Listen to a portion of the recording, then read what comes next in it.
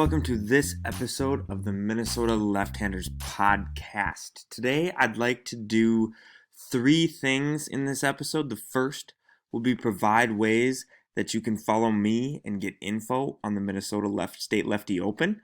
The second is to make 2022 PGA Tour predictions. And the third is to ask a question of the listeners. I've got a question for you, and my thoughts will come out in my predictions segment. But I am interested to get some interaction to see what you think. And the last thing I want to do is talk a couple headlines related, no matter how loosely, to the golf world. So the first thing I'd like to do is hit the high points here. The aim of this podcast is now and will always be to increase the visibility of the State Lefty Open here in Minnesota, which takes place at Riverwood National and Otsego, Minnesota, on July 16th and 17th of 2022. You can email me at minnesotalefthanders@gmail.com for more information and to get on the email list. I promise not to bombard you with emails, but regular communication about this event will start in January. You can also see the official flyer and follow me on Twitter and Instagram at Minnesota Lefthanders, and or like and subscribe at Minnesota Lefthanders on Facebook and YouTube respectively. All right, kind of the high points there. Aims of my podcast, always to make the State Lefty Open visible. On to the predictions segment here for 2022. So 2021, between the Ryder Cup, Patrick Cantlay's success, the Koepka Bryson quote-unquote beef, if you can call it that. I'm not sure. I think that was all for Pip. But Rahm and COVID and Morikawa's Open Championship win, 2022 was an eventful year, and it provides sort of many storylines for what we can expect in 2022. And so I have for you today 4 predictions, and I'll be interested to see how they play out. Maybe in a year I'll come back to this and go, hey, 3 out of 4, 4 out of 4, whatever worked out. My question for you before I get into the prediction segment on my end is, who gets their Grand Slam first? I've got Morikawa, Koepka, Rory McIlroy, Jordan Spieth. Morikawa needs a Masters in the U.S. Open still. Koepka needs a Masters in a U.S. Open, in an Open Championship. He needs a Masters and an Open Championship. Rory just needs that Masters, and Speith just needs a PGA Championship. So the question is, who gets that slam first? Morikawa, Koepka, Rory McIlroy, or Jordan Spieth? On to predictions for 2022 and on the PGA Tour. I've got a couple hot takes here that I've been told many times that my hot takes are actually bad takes, but I'd like to see a couple of these prove everybody wrong, and we'll see where this ends up come this time next year. My first is Saudi struggles. I think that the SGL, the Saudi Golf League, the Saudi League series, the 10-event series that kind of kicked off this past week with Greg Norman at the helm, I think that it's going to struggle. I don't think that it will see many, if any, big names join. I just think that it's going to have a few struggles as it sort of kicks off this year. That, of course, depends on how restrictive the PGA Tour is and if they'll let their members join. Look, the money's there, and so I think some of these PGA Tour guys are going to want to, but I don't know that the PGA Tour wants to, provide releases like that for their big moneymaker guys, right? I fear most for the Korn Ferry Tour. Well, I'm interested to see if any of these new hotshot pros like Joe Highsmith, RJ Mankey, or Joey Versich go there for the guaranteed payday, or if they opt for the Korn Ferry Tour path. Kind of try to grind that out and make their name as a PGA Tour the player the traditional way.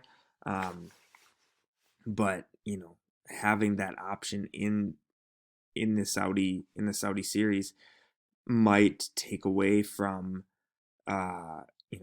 their notoriety, whereas, the money's there, but I don't know that they'll get the notoriety, and what kind of effect will that have on the PGA Tour anyway. Um, with this Saudi Series connection to the Asian Tour, it's possible that many Asian Tour guys take advantage of this and make a big payday. I looked at the Asian Tour rankings, though, and to be honest, I haven't heard of many of the guys there. Jazz, oh boy, Jazz J. We'll go Janet Watanand. Would maybe be the most notable, a guy who has had some visibility in some big events. But he's currently 198th in the OWGR. I think that a move to the SGL would be quite lucrative for him as an Asian Tour member. But a lot of the other guys, I don't know. They're not names that we know. Does Saudi want to give all that money to people, to players who aren't big names? I don't know. We'll have to see how that goes. But those are reasons why I do think that the Saudi Golf League will struggle this year. I think my hottest of hot takes here in this episode is that Rory wins the Masters and Player of the Year. I think emotional Rory after the Ryder Cup, paired with his win at the CJ Cup, makes me think that he's back. He's got his head on straight. Here's a clip. If you haven't seen emotional Rory, hadn't heard emotional Rory, here he was after the Ryder Cup, just kind of feeling like he let Team Europe down, and you could just see that that would be a turning point for him. Incredibly proud to be a part of this team, to be a teammate of all these guys, the captain, the vice captains. We've had a great time. It looks like it's not going to pan out the way we want on the golf course. I've been extremely disappointed that I haven't contributed more for the team. I'm glad I got a point on the board today for them, but it's been a tough week, and the more and more I play in this event, I realize that it's the best event in golf, bar none, and I love being a part of it. I can't wait to be a part of many more. Yeah, it's the best. This team, and what it feels like to be a part of, to see Sergio break records, to see John Rahm come into his own this week. To see one of my best friends, Shane Lowry, make his Ryder Cup debut. All that is just, it's phenomenal. And I'm so happy to be a part of it. As I said, I'm disappointed that I didn't contribute more this week. But, in 2 years' time, we'll go again and try to, obviously it's not over yet, but, we'll give it another go again. And then just weeks later, we get to the CJ Cup, and he played well. He was near the leaderboard. He took the lead on Sunday, and he and Ricky Fowler kind of battled it out in the last group, and he ends up winning. And he basically said after the win that, look, I was trying to be someone else. Whereas if I can just be me, I'm enough. I'm good enough to do this. Here's his presser now. A few weeks ago, we saw a very emotional Rory McIlroy. How much did the events of that Ryder Cup light the fire and allow what happened today to happen? Yeah, it was huge. It really was. I was really disappointed with how I played. I'd get more emotional thinking about that than even thinking about this. But yeah, there was a lot of reflection the last couple of weeks, and this is what I need to do. I need to play golf. I need to simplify it. I need to just be me. I think for the last few months I was maybe trying to be someone else to try to get better, and I sort of realized that being me is enough, and being me, I can do things like this. It's certainly enough. Congratulations, Rory. Thank you. So it'll be interesting. But there it is. There's my answer to the question I asked at the beginning of this episode. Which player gets the slam first? By way of the Masters, I do think Rory answers the bell on that and gets his first, or is the first of the four to get to the Grand Slam. Big prediction number 3. I think we see Tiger. I think we see him play by the end of the year. I think it'll take a long time. But I think nearing the end of the year, maybe a year from now, so late 2022, I do think we see Tiger back playing on the PGA Tour. There's been a few reports here as of late that Tiger has resumed some limited golf activity. We haven't seen much of him. All we've really seen up to this point, he's been very quiet about the crash, what happened. He's been out of the limelight on that, but he's been seen a couple of times on crutches and a little bit visible, but really trying to keep his profile low. But like I said, there's been a few reports lately that he's resuming some limited golf activity. In an article by Ben Smith in Golf Magic on golfmagic.com, Ben highlights that his accident was 10 months ago. Hard to believe it was that long ago, but it was about 10 months ago. But he's highlighting that in recent weeks, Woods has been seen standing without crutches for the first time since his crash. So steps are being made in the right direction. In the article here, Ben Smith claims, maybe that a Masters comeback is possible, but I don't see that. I see a little bit longer time than that. I can't imagine that, even though that is 4 or 5 months away, that's within reach. It just seems like he's so lax in visibility, and we've seen him slow to come back before, pre his 2019 Masters. When he came back, he tried to come back early at one point and was like skipping balls into the water, straight tops, really having a hard time. And so I just think as he ages here, it's going to be harder and harder for him to make that comeback.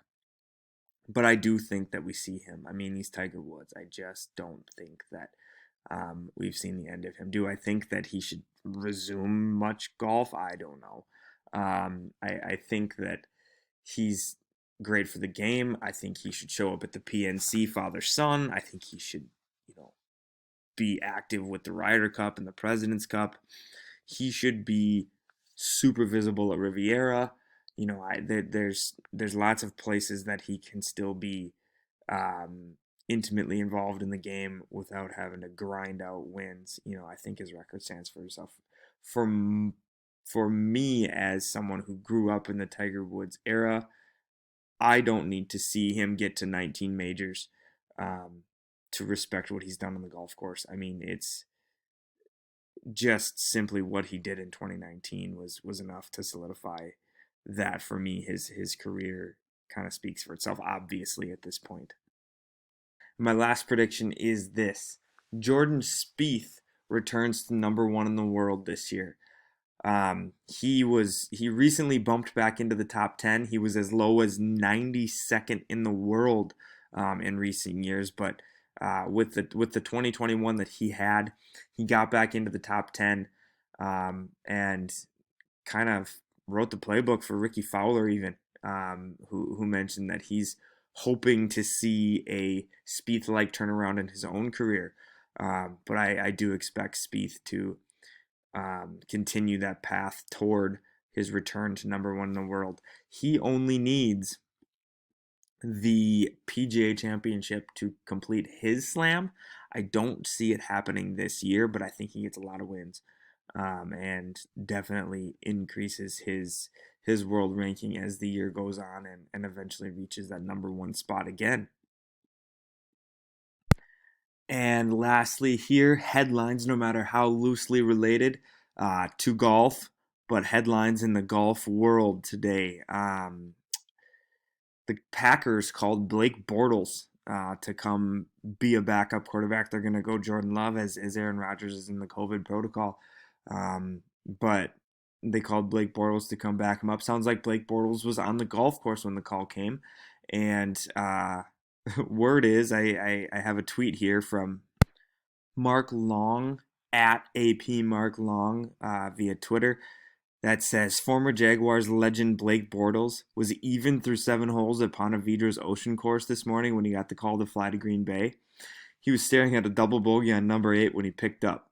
So, looking for any reason to not, when you're even through 7 and you get that call, if things are going well, you might stay and finish your round, but staring at a double bogey on 8, pick up and get out of there. You got an opportunity to turn your career around here, Blake Bortles. Get yourself back in back in a uniform.